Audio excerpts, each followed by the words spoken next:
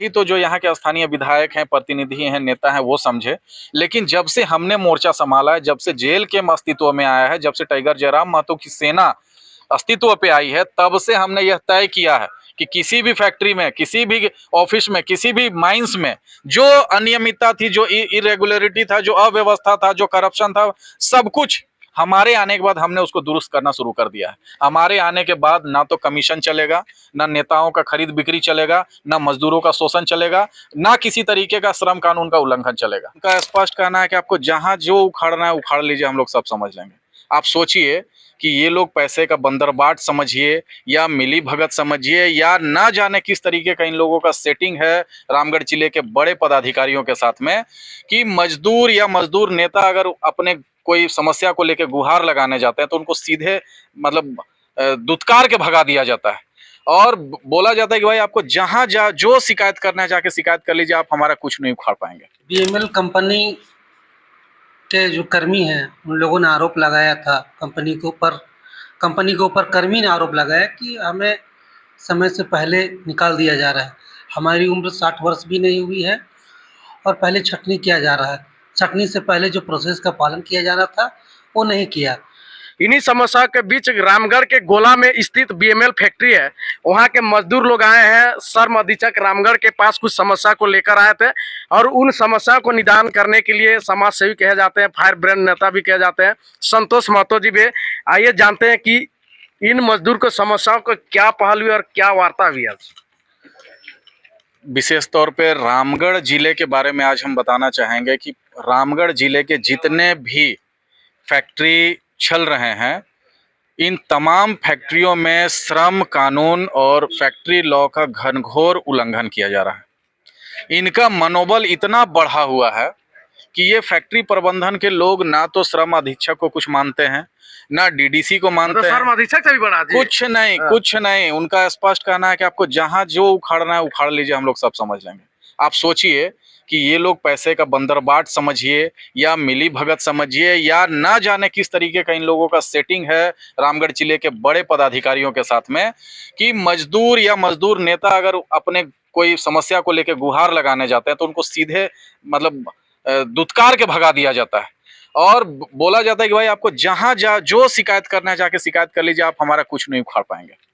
उसी समस्या को लेके बीएमएल के लोग, बीएमएल के जो जमीनदाता लोग हैं, जो वहाँ के कामगार हैं, जो वहाँ 15 साल से ज़्यादा समय से काम कर रहे हैं, उन सभी का शिकायत पार्टी फोरम पे आया था और हमने पार्टी के अध्यक्ष से के निर्देशानुसार तय किया कि इनके लिए हम लोग लड़ाई लड़ेंगे और उसी क्रम में तमाम स्तर के पदाधिकारियों को हमने लिखित सूचना दिया था।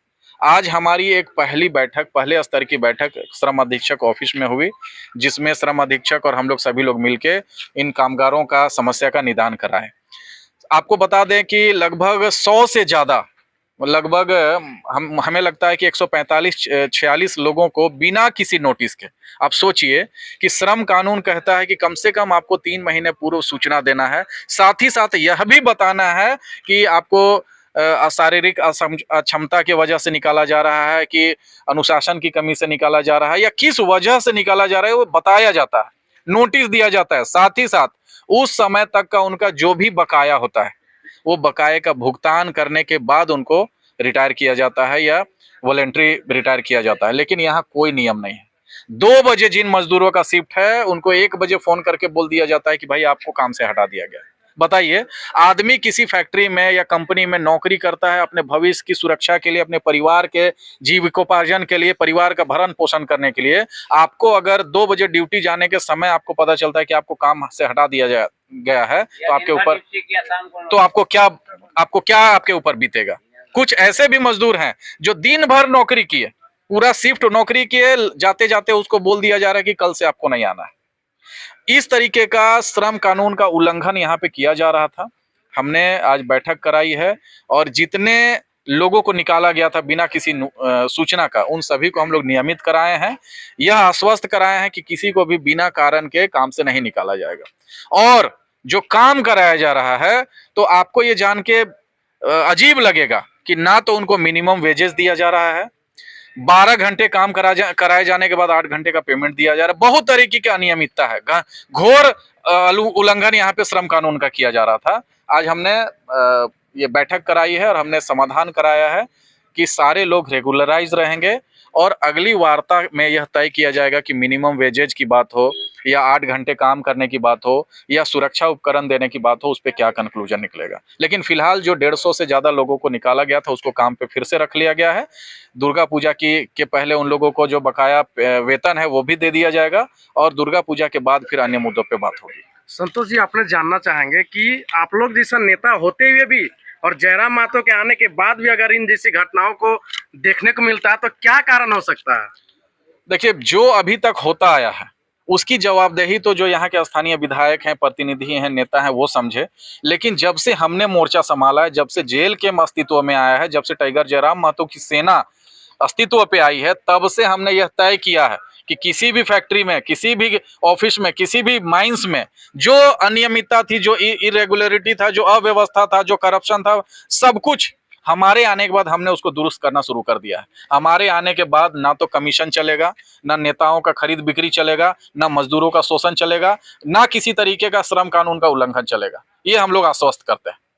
क्या आप न्याय दिला पाइएगा इन लोग को? निश्चित रूप से न्याय दिलाएंगे, निश्चित रूप से दिलाएंगे, क्योंकि हमारी पार्टी किसी व्यक्तिगत नेता के बलबूते काम नहीं करती। हम लोग सामूहिक नेतृत्व के भरोसे आगे चल रहे हैं। यहाँ जितने मजदूर हैं सभी नेता हैं। अगर प्रबंधन चाहे, अधिकारी चाहे या शासन प्रशासन अगर किसी को खरीदना चाहेगा तो किसको खरीदेगा? मैं बिक जाऊंगा, ये नहीं बिकेंगे। हम लोग सामूहिक नेतृत्व पर भरोसा करते हैं। हमारा कोई नेता नहीं, हम लोग सब लोग हम लोग नेता हैं।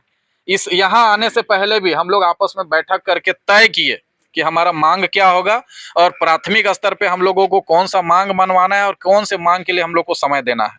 हमारा कोई व्यक्तिगत निर्णय किसी के ऊपर हावी नहीं है। सामूहिक निर्णय हम लोग लेते हैं क्योंकि हम लोग सामूहिक नेतृत्व पे भरोसा करते हैं। दूसरी बात है, आप लोग ने हर फैक्ट्री पे जाते हैं, समस्या कम दिखने को मिलता है, क्या कारण है? देखिए, समस्या है तो दिखेगा ही ना। लोग हमारे पास उम्मीद के नजर से आते हैं। लोग जानते हैं कि जहां कहीं पे भी समाधान नहीं होगा, टाइगर जयराम महतो का यहाँ ही समाधान होगा। सब उम्मीद से आते हैं और उन उम्मीदों के ऊपर हम लोग खरे उतरने का प्रयास करते हैं। हमारी आखिरी ये प्रयास होती है कि हम लोग समस्याओं का निदान कर पाए। अगर बीएमएल फैक्ट्री आपकी बात नहीं मानी तो क्या कीजिएगा? उसके बाद देखिए, अभी तो सहमति बनी है।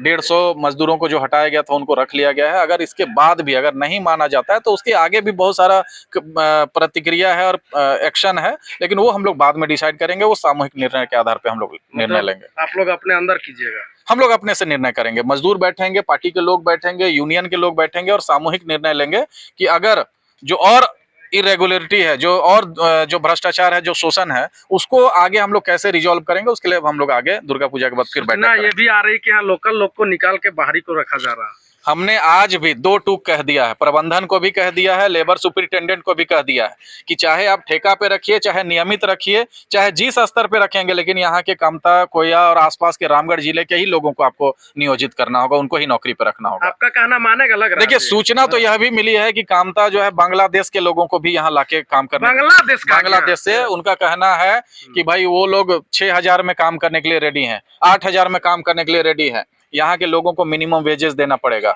सारे नियम कानून कायदों के अनुसार उन लोगों को वेतन देना पड़ेगा। तो हमने निश्चित किया हुआ है कि भाई बाहर के किसी मजदूर को यहाँ काम नहीं करने देंगे, नहीं करने दीजिए, बिल्कुल नहीं करने देंगे। पुलिस आ जाएगी, पुलिस आ जाए, गोली चल जाए, रामगढ़ जिला टाइगर जयराम महतो की सेना का ताकत जानती है। हम लोग भागने वाले लोग नहीं, हम लोग समाधान के लिए राजनीति करते हैं। हम लोग बांटने की राजनीति नहीं करते हैं, हम लोग बांटने की राजनीति करते हैं। हम लोग लोगों को उसका नौकरी और मुआवजे की बात करते हैं, हम लोग उनके हक अधिकार की बात करते हैं। सब को लेकर मजदूर यहाँ आए थे और क्या वार्ता हुई?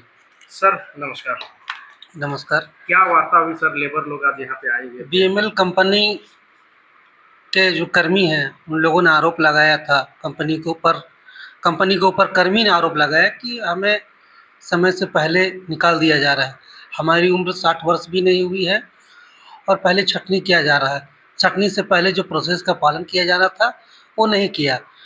श्रम विभाग रामगढ़ ने संज्ञान लेते हुए तुरंत उनको नोटिस किया और पहली जो वार्ता स्थापित की गई थी वो आपका 23 तारीख को किया गया था। 23 तारीख को दोनों पक्ष में प्रबंधन पक्ष उपस्थित हुए और मजदूर के पक्ष कोई भी उपस्थित नहीं हुए, वार्ता नहीं हो पाई।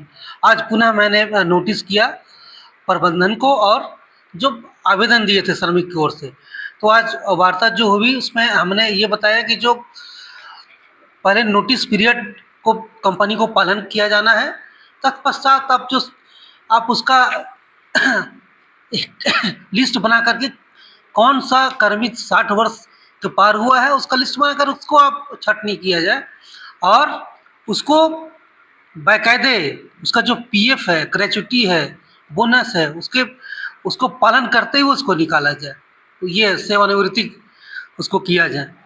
यही बातचीत हुई और श्रमिकों के पक्ष में यह फैसला लिया गया कि जो अभी दुर्गा पूजा के समय है और जितने दिन तक वो काम किए हैं, दुर्गा पूजा को देखते हुए मानवीय दृष्टिकोण अपनाते हुए हमने कंपनी को भी अनुरोध किया है कि वो जितना दिन तक वो दैनिक पारिश्रमिक किए हैं उतना दिन का वो पैसा भुगतान करें।